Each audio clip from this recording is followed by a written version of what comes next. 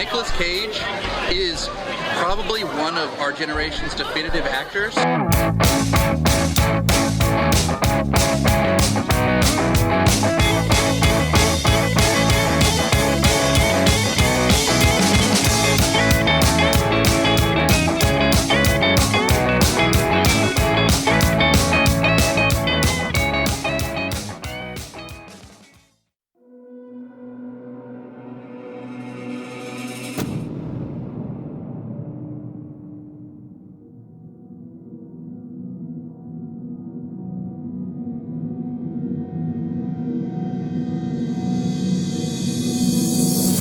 Fuck are you looking at? I've had it with these motherfucking snakes on this motherfucking plane. Fuck you, fuck you, fuck you. You're cool, fuck you, I'm out. You want me to go trash your lines? You want me to fucking trash them? Then why are you trashing my scene? You are one ugly motherfucker. You have insulted me for the last fucking time. Fuck you, that's my name. Don't waste my motherfucking time. Fuck it. We'll do it live. An actor's greatest tool is their imagination. But swearing is definitely up there. With swear words, we can cut, soothe, delight, frighten, insult, and seduce.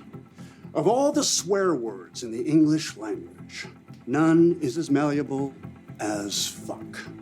It's capable of expressing the full range of human emotion. The pain, the wonder, the unlawful carnal knowledge in a single syllable. Fuck.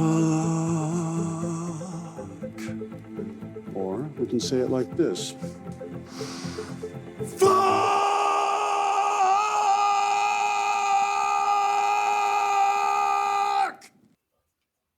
Hello and welcome to UnCaged. We're going to be having a bit of a look at something that Cage has been doing recently that doesn't really fit into the remit of the normal pod. We're actually going to be looking at the History of Swear Words series, which has dropped on Netflix within the last month or so. Obviously, it's your main man, Andy Gillard here. Fucking A. It's Matt Guy. How we doing? Pussy-o, hello. So yeah, obviously this is going to be swear heavy because of what we're talking about.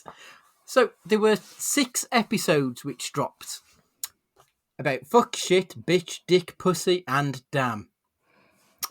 I think we'll just sort of jump around and talk about things that stood out from this documentary series. The first thing that came to my mind, have either of you two ever seen the George Carlin stand-up about the 7 forbidden words? No, I haven't, but I know that he's a pretty close to the knuckle comedian. Yeah, I very much miss George Carlin. He was excellent. Stu, have you seen it? Is this like one from the early 90s? It's probably older than that. Yeah, it might even be 70s or 80s. It's definitely the same one then, because it was one of the first things that I downloaded on Morpheus back in the day. Same, I think, yeah. Because it was one of them things that everyone had there. Everyone was like burning it to CD-ROMs and stuff like that and sharing it in school. Put it on video CD. So yeah, I have seen it, but it's, again, you're talking 20 odd years ago. Yeah. Can I show my age here? What the hell is Morpheus? There's your clip. It's a peer-to-peer sharing platform. Is it basically an early influencer of LimeWire, basically? Similar. Yeah, that sort of setup, yeah. But yeah, George Carlin talks about the 7 words which are banned on television, and it's shit, piss, fuck, cunt, cocksucker, motherfucker, and tits. And basically how none of those words are really swear words. You shouldn't even consider them a swear word. I implore everyone to check that out. I think it's absolutely superb piece of comedy. And George Carlin is sorely missed to this day. So the first thing, like watching the show, is it just me or is fuck the best swear word? Like, it's the most versatile of all swear words, isn't it? Categorically, it's fit for all seasons, isn't it? Really, it's good, bad, angry, indifferent, loving, lust. It's everything, isn't it? It can be used for everything, and it enhances everything that you ever talk about if you add that beautiful little adjective. Is it an adjective, I guess? I suppose in what context you use it. It could be anything. to Yeah, spice up a sentence. it's a verb, it's a noun, it's so many things to so many people. And it So was, yeah, like it could be to mess people up, to screw someone over, to hit. It's a positive or it's a negative exclamation. It's for protestation, for anger, for happiness, and obviously for sex. It covers so many bases. Like one hell of a word. and the strongest episode of the entire series, and the first one. So it was literally downhill from here. It did come out of the gates pretty strong, and I really enjoyed Nick Cage's fuck monologue at the beginning. I thought that was excellent. Yeah, I think you're right there, Stu. I think it was it was a good way to introduce the viewer to the series. To be fair, because I think ending the series on damn as opposed to having fuck at the start was a strange move, but it really was that like punch in the face straight away that this is actually a history of swear words. It isn't going to like pussyfoot around, for want of a better word. It is going to be an actual history of it, and I thought it was really nicely done with the first episode. Mm. I mean, going to Damn, like obviously you just mentioned it, which came in at the end, and they even said on there, like, to most people, this isn't even considered a swear word. It was quite an odd choice, but I do think when they contextualised it within history, that it shows actually it is quite an important word in like swear word history. I don't think we would be where we are now if it wasn't for, frankly, my dear, I don't give a damn. And that whole thing about them not making the film Gone with the Wind, obviously, not making the film unless they got to use that line because it was against all codes at the time. Well, that was superb. Yeah. So I've written down the other possibilities it could have been. Frankly, my dear, I don't give a whoop. I don't give a hoot. I don't give a straw. I don't give a continental. I don't even know what the fuck that means. Brexit. Yeah. Frankly, my dear, it has become no concern to me. Frankly, my dear, the whole thing is a stench in my nostrils. Or Alan Partridge's, frankly, my dear, I don't river dance, which I think is the best one. But like, it just wouldn't have worked. But actually, by breaking that word in the code, I think it does start the ball rolling on de-emphasizing that word, and so now that word has become such a nothing that you wouldn't bat an eyelid if you heard a child say it. Whereas if you heard a child call someone a cunt, you would probably think twice. And on that note, listen back to our episode in the archives on Kick-Ass if you want to hear that. But I'm absolutely fascinated by like the use of swear words and how it changes with culture. And I think I've mentioned before on the podcast about like the In-Betweeners has such an influence on what is now a swear word in British culture. And what actually desensitizing us to what is now not shocking. So if I drop the C bomb, if I drop a cunt in front of my bloody mum or my dad, my God, it's like there's nothing worse. But now, like you just say it. It's not a thing. But culture changes, words change, and I think it's fascinating. Yeah, I think going from damn being just religious, which is what it was, and God damn you to hell. I think losing religion from everything else in other walks of life just meant, well, we're going to come up with better things then. And to end up with dropping C-bombs in the one swear word that was missing from this entire series, which I didn't know. I didn't look through and trip myself. I thought I'm just going to put it on and see what comes next. And I was convinced that cunt was going to be last. I thought it'd be the season finale, yeah, for sure. Yeah. Yeah, it is the headliner swear word, isn't it? Now, like in the modern day, it very much is the one that provokes the most reactions. So you are right. It does feel weird having this without it, but maybe if it gets a second season, it'll delve into cunt a little bit deeper. Literally. Gone one or two ways. Do you think that it's American-y? Do you think that, well, it's funny you mentioned that. Do you think that having a mix of British and American comedians was a good thing in the show as a contextualizing piece, so you kind of get the views from either side of the pond? Yeah, there was the girl, London, I can't remember her surname. She talks about in England, you could quite easily go up to another person and go, fucking hell, how are you doing, you cunt? And you wouldn't bat an eyelid because it's nice. It's friendly, it's jokey, it's fine. If you said that in America, you would get shot. So I do like that they gave you that these words actually mean different things to different people. I thought that was Yeah. quite a good approach to it. One thing I did like was when they was talking about this, the Hays Code, it was called, and they were talking about some of the words that are banned or were banned prior to 1939, and they were all pretty much of religious context. So, damn, Jesus, Jesus Christ, Christ, Lord, I mean, fucking Lord, for crying out, God, hell, son of a bitch was the only one that didn't have a religious sort of context to it. But it was when they started talking about these words, when they were talking about minced oaths. So this is where you get Darn. swear words hidden. So instead of damn, you would say darn or dang, or hell becomes heck or he double hockey sticks. Jeez instead of Jesus. Gosh darn it. Son of a gun. Fudge instead of fuck. Shoot instead of shit. I hate this sanitization of the words because ultimately you're saying that word. Just because you're saying fudge, you mean fuck. Everyone knows you mean fuck. So actually, is it the word or is it the intention that is the most important thing? Yeah, I think the intention is because there's no escaping what was meant to be said, even by somebody saying shoot instead of shit. So I think, I don't know, but some people will literally be some people will say the most cutting, horrible things to people, but actually not bat an eyelid, but the swear word will have them off their seat.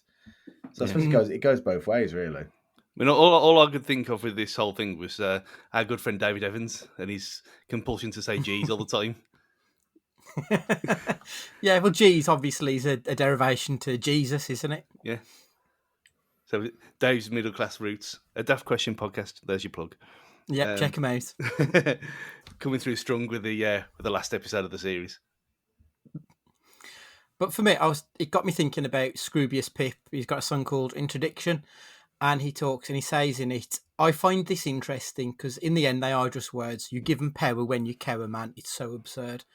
And I think that very much sums it up for me, is the use of swear words. Is if you do give them power by telling people, oh, you can't say them, that's what makes them worse. If you just ignore it, it takes away all of the impact of the words for me. It's strange because it's so prevalent in the media, it's so prevalent in music, it's so prevalent in film, TV, theatre, everything. But in a call centre environment that I work in, it is one of only a few cardinal sins. In the 21st century, it just seems absolutely bizarre that it is such a massive no that, especially in the motor industry field that I work in, you'll speak to like some brickies or someone in like a transit van that's just driving around and they're effing and jeffing. And if you're dealing with a complaint or something, if you speak to them on the level, it actually would it would be better. But words still have that power to offend in that capacity, at least to some people. I used to work in a call centre environment, dealing with people at very difficult points in their lives. And I remember once, it wasn't me, it was someone on the opposite side of the building. It was quite a big building I worked in at the time. And she must have had this huge argument. And then at the end of the call, she took her headset off, stood up and just screamed, cunt. And like the whole fucking office just died. It was just like, honestly, it was like someone had been shot there. Just that one word cut through all of the bullshit that everyone was dealing with that day. Like you say, in that work environment, it is just the most scything word, or just swearing in general. It just cuts through it. It's incredible. Even in pubs, you're not supposed to swear at the customers or even with the customers. You're not supposed to. I mean, it does kind of happen sometimes when you're not being watched, but at the same time, the one place you would expect it to happen, it's still kind of frowned upon, and you still do get. I mean, if you're talking to the old women with their coffees of a morning, then fair enough. But yeah, you don't want to be saying, "You're right, you old fucker." That might cause a stir. Yeah, can I get you a shit and refill? Fuck do you want, love? One thing I thought was quite interesting is how words in different contexts, they can be like completely demonized. So those talking about the word fuck, obviously in the first episode. So you could say fuck, but not if you're talking about fucking. Like you can call someone a dick, but you can't talk about that person's dick.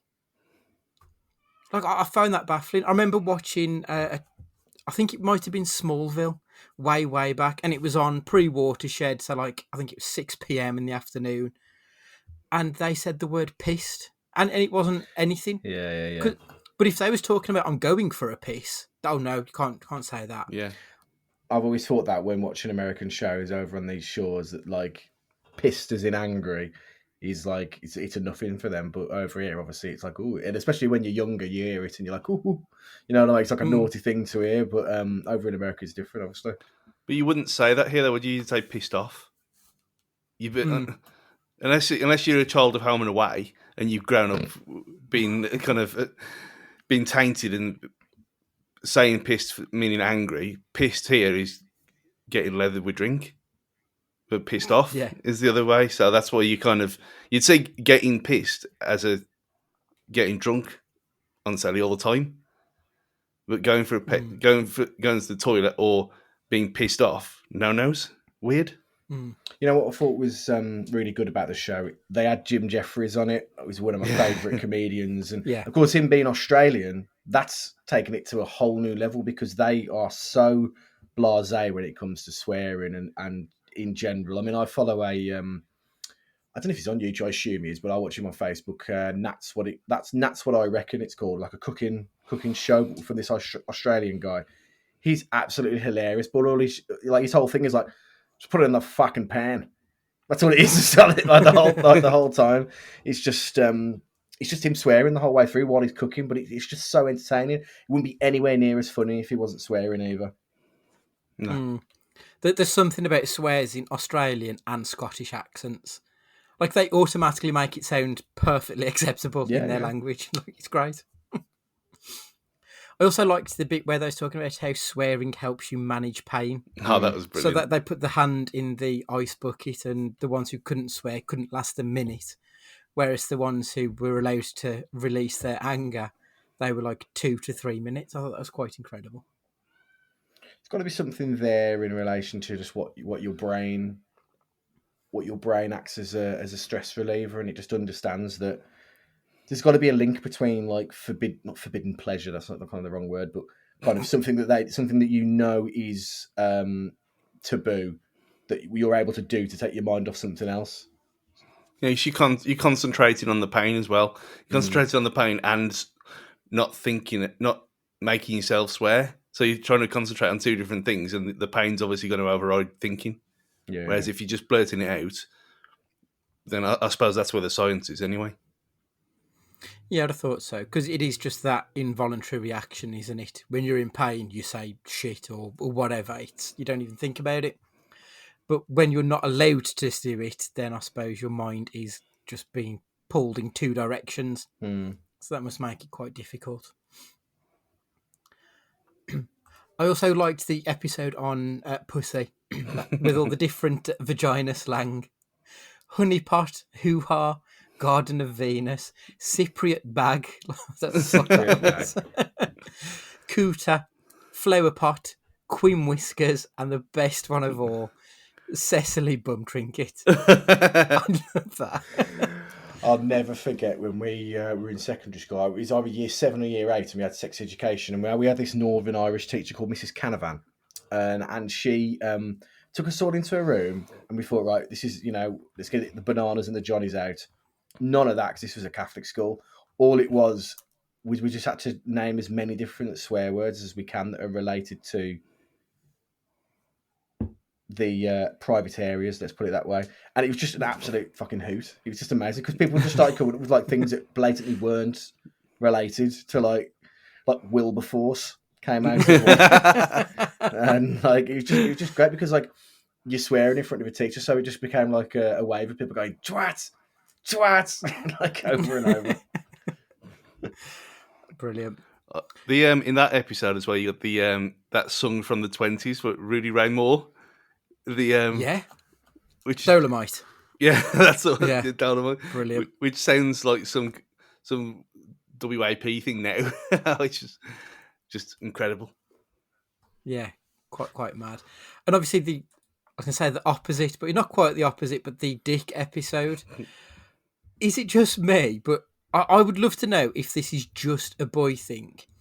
When I was at school, like if a mate left to go for a piss, you'd immediately draw a knob on their piece of work. Like every time. I assume girls never did this. This must just be a boy thing. I mean, you've got to, and it's the rules. We don't want to, but you have to.